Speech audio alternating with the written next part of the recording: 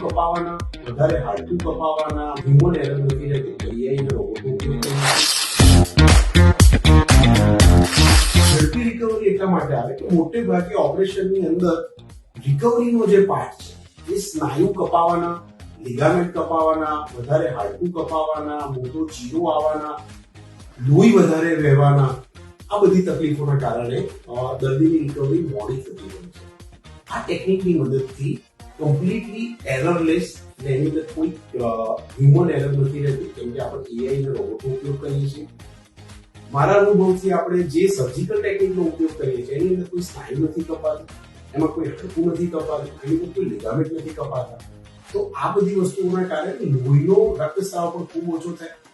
જે સામાન્ય રીતના સર્જરી આપણે કરીએ છીએ એ સર્જરી એક સામાન્ય સર્જનને પતાવતા લગભગ 1-1.5 કલાક થતો, જ્યારે આટલા સારા પ્લાનિંગ સાથે આ સર્જરી મહેજ 10-15 મિનિટની અંદર પૂરી થઈ જાય છે।